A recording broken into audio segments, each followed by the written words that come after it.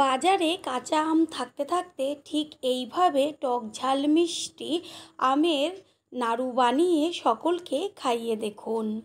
সাথে সাথেই কিন্তু সবগুলো শেষ হয়ে যাবে, আপনি নিজেই একটাও ভাগে পাবেন না। এতটাই দুর্দান্ত স্বাদের হয় এই কাঁচা আমের নাড়ু। নমস্কার বন্ধুরা, শ্বশুর বৌমা রান্নাঘর অ্যান্ড ব্লগ চ্যানেলে সকলকে স্বাগত। তাহলে কি করে তৈরি করব সেটাই দেখে নেওয়া যাক।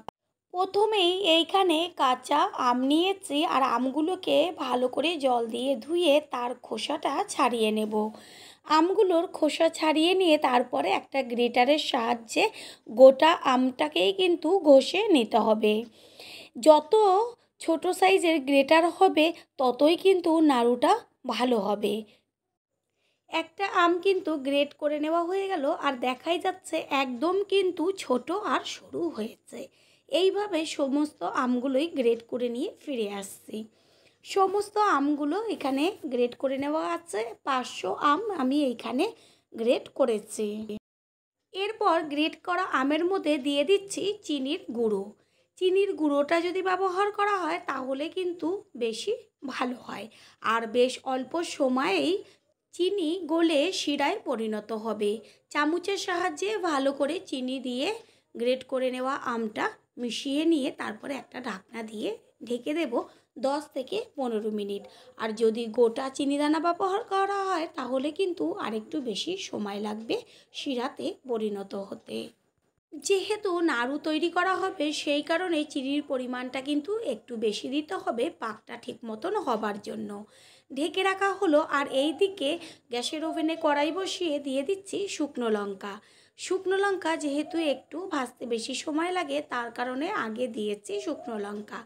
2 থেকে আড়াই মিনিট শুকনো লঙ্কাটা কড়াইতে টেলে নেওয়ার পরেই দিয়ে দেব 1 চা চামচ সাদা জিরে, 1 চা চামচ গোটা ধনে, 1 চা চামচ 5 ফোড়ন, 1 চা চামচ মৌরি। যেহেতু 5 ফোড়নে সমস্ত রকম মশলা কিন্তু বেশি পরিমাণ থাকে না সেই কারণে আলাদা আলাদা করে দেওয়া হচ্ছে। নাড়ুর টেস্টটা আর একটু ভালো লাগার জন্য দিয়ে দেওয়া হচ্ছে 1/2 চা চামচ জোয়ান। গ্যাসের ফ্লেম লোতে রেখে মশলাটাকে খুব ভালো করে ভেজে নেব। এই মশলাগুলো দিয়ে যদি নাড়ুটা তৈরি করা হয় তাহলে কিন্তু স্বাদ মুখে লেগে থাকবে, এটা আমি গ্যারান্টি সহকারে বলতে পারি। মশলা যখন ভাজা শুরু হবে তখন কিন্তু চটপট করে আওয়াজ হবে।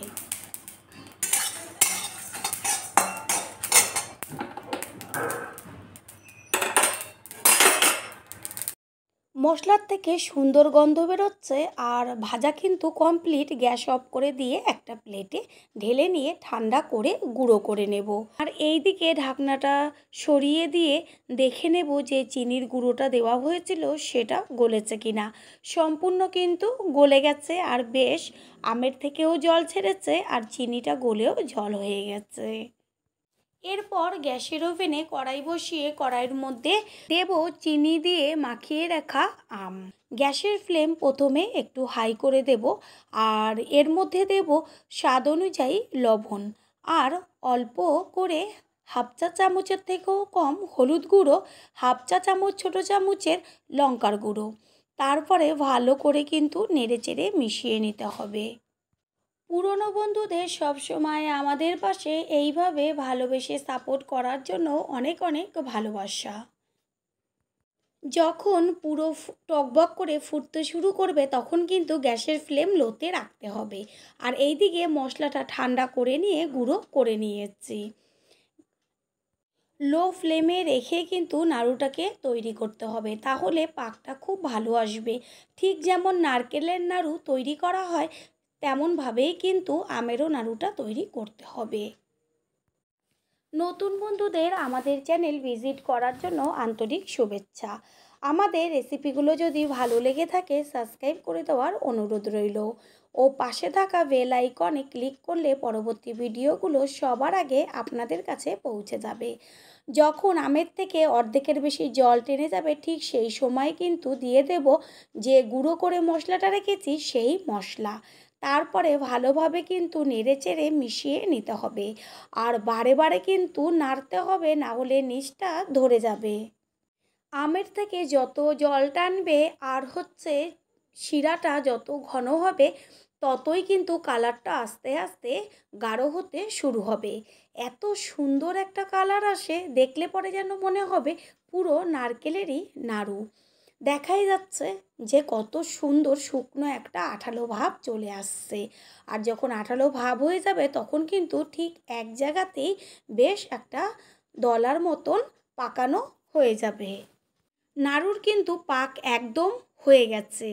হাতে ধরা মাত্রই কিন্তু বেশ একটু আঠালো দলাভাব হয়ে যাচ্ছে।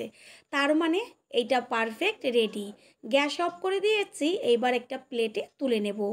আর এইটা যত ঠান্ডা হবে ততই কিন্তু শক্ত পাক হয়ে যাবে। গরম অবস্থায় নাড়ু তৈরি করার কোনো দরকার নেই, পুরো সম্পূর্ণ ঠান্ডা হয়ে যাবে। তারপরে হাতের মধ্যে কিছুটা করে অংশ নিয়ে বেশ গোল করে পাকিয়ে নিলেই কিন্তু পারফেক্ট আমের নাড়ু তৈরি। কত সুন্দর কালার এসছে, সম্পূর্ণ যেন দেখে মনে হচ্ছে নারকেলের নাড়ু। এইভাবেই সমস্ত নাড়ুগুলো তৈরি করে নেব। তৈরি হয়ে গেল আজকের রেসিপি টক ঝাল মিষ্টি আমের নাড়ু। আশা করি রেসিপিটি ভালো লাগলো। আর যদি ভালো লেগে থাকে একটা লাইক, কমেন্ট, পারলে একটা শেয়ার করে অবশ্যই জানাবেন।